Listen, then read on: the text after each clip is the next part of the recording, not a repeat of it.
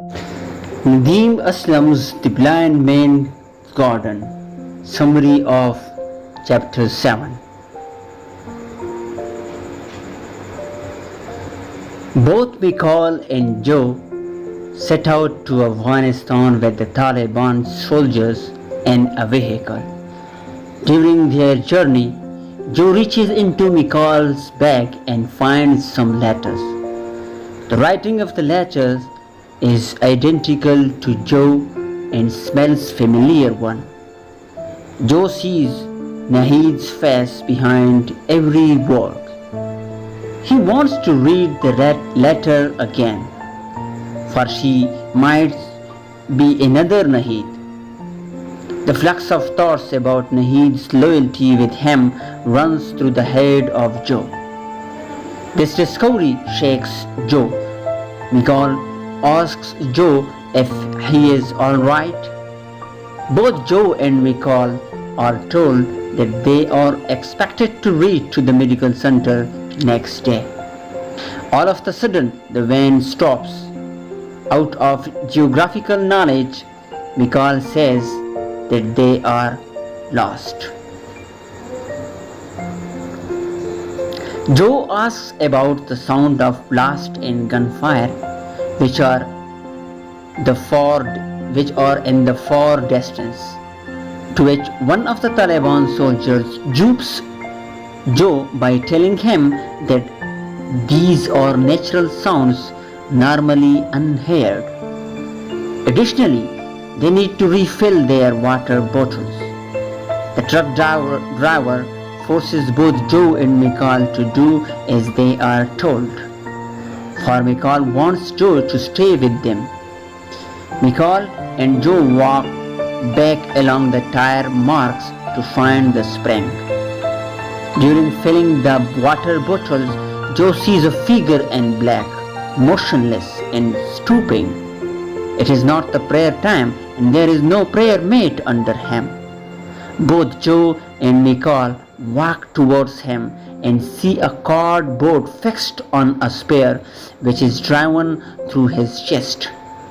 The card says, "This is what happens to those who betray Allah's beloved Taliban." At this moment, they find the truck driving away from them. Joe is hopeful that they will come back, but Mikhail assures him that they will not, because they are exchanged either for weapons or money. The Taliban needs fighters. Both Joe and Mikhail are two of them. Joe disagrees and tells Mikhail that he is wrong. Instead, Joe doubts Mikhail's intention. He doubts that it is Mikhail who wants him to be killed in the battlefield. Mikhail acknowledges Joe that Taliban will make them fight. The Taliban soldiers appear out of darkness and start investigating both Joe and Mikhail. "Are you trying to send signals to the American?" They assure the soldiers that they have nothing to do with the American. Instead, they are here on medical purposes to help their Afghan brothers and sisters.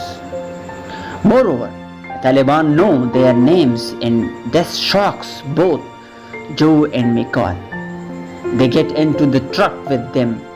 The other fellows warmly welcome them by calling them brothers.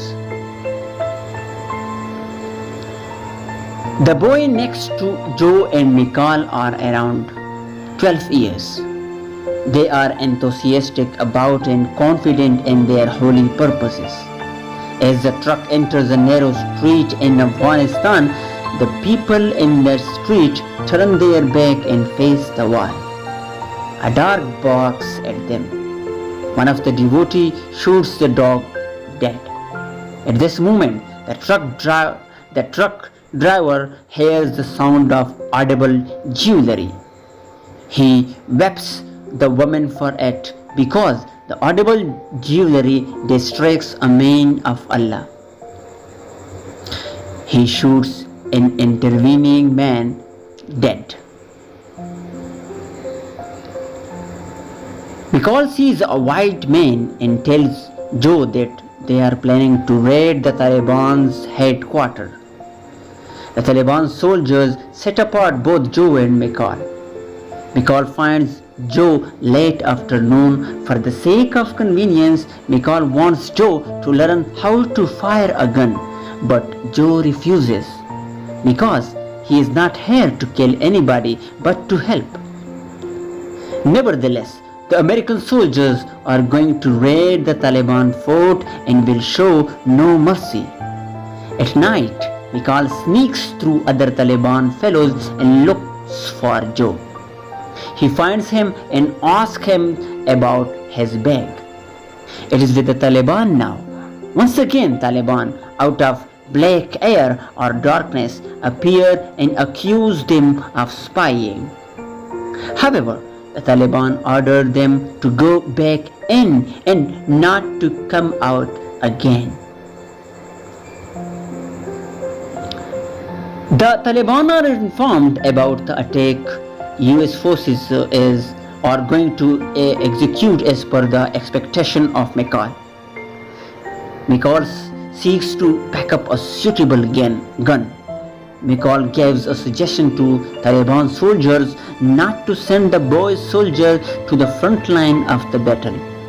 But Taliban decline his suggestion and tells him that everything is a part of Allah's plan.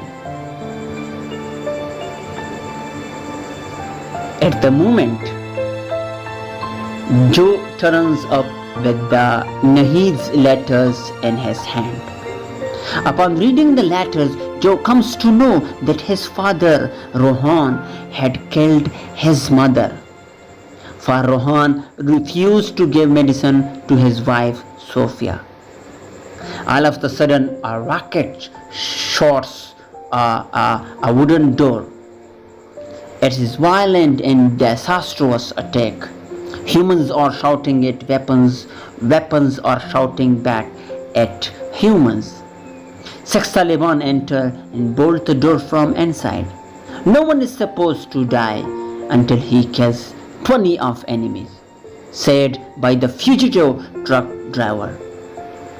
2 rocket-propelled grenades, though missed, but reduced everything to fear and marvel. An American woman soldier, motivated by love, vengeance, hits Joe with a foot-long blade through his cheek between his upper and lower jaws. Joe dies. Analysis with creative touch. This chapter is long, but equally important as other chapters. It highlights the traumatic circumstances during US-led war and religiously motivated violence in Afghanistan. Boys' brainwashing, reflection of women, and Fakir is a symbolic character are 3 major areas I am going to critically analyze. Under projection of women, I will shed light on love triangle among Nahid, Joe and McCall, and Taliban's brutality on women. So the first one is boys' brainwashing, influenced by Saudi kinds. The novel is the remarkable reflection of boys' temptation by Taliban to join jihad against America. These boys are around 12 years old. The most shocking thing is that they are influenced by Saudi kinds. Every jihadi boy is exploited with $5,000 American to be given per American soldier's head. To earn this, they are brainwashed to fight against the infidel in front line of the battle. The younger boys are innocent enough to understand the reality, for they are intoxicated with the opium of glorious death along with massive money as a reward. Ignorantly, However, they end up in a battlefield with the brutal death at the hands of irresistible US forces. Giving a theoretical touch, we can explore this problem from the perspective of Marxism. The second thing is, major theme is women's reflection. The first one, under the shadow of women's reflection, the first thing I am going to focus on is Nahid's loyalty and question love triangle. This chapter unmasks the love triangle among Nahid, Joe and Michael. For the first time, Joe discovers the secret love relationship between Nahid and Michael. Upon discovering Nahid's letters, Joe recapitulates weird dimension of Nahid. Her weeping in the darkness right on their first night of marriage, and her watery eyes followed by a smile. In addition, Joe is not sure what the reason for her weeping was. That might be either due to Miko's absence at that moment or regret for not loving Joe. This creates a dilemma for Joe. Furthermore, the letters also unmask Joe's father, Rohan, is the murderer of his mother. This news shocks Joe. After reading the letter, we expect Joe to be enraged primarily on Michael regarding Michael's love affairs with Nahid. Instead, the first word he utters after reading the letters is father. He gets obsessed with his father's injustice and cruelty with his mother. The question is why? If Rohan didn't believe in medical treatment, why didn't he let Joe to become a doctor? Is Nadeem Aslam trying to celebrate the message of scientific uncertainty and religious fanaticism with it? Is this novel a robust juggling of traditional and modern approaches to women's health? There are a lot of questions that can be raised in this regard. A researcher can answer them in light of feminism, psychoanalytic theory, and human rights perspective. The second major theme is, under the shadow of women reflection, is Taliban's brutality on women. This chapter spotlights Taliban's use of iron fist on women. This is evident in the episode of Taliban's passing through the narrow street in Afghanistan. One of the Taliban soldiers hears the sound of chivalry. He directly starts whipping the burqa-clad woman, for audible chivalry is the source of destruction of men of Allah, according to the Taliban. In the meantime, a common man intervenes to stop the Taliban from unreasonable violence. A Taliban soldiers shoot him to death. The most shocking thing is that Taliban see all this brutality with a sense of justice. Additionally, they justify it as a religious duty. Moreover, a woman is exasperated from Taliban's brutality. Therefore, till now, she has written more than 100 letters to America pleading for the justice for women and freedom from Taliban's cruelty. Fakir is a symbolic character.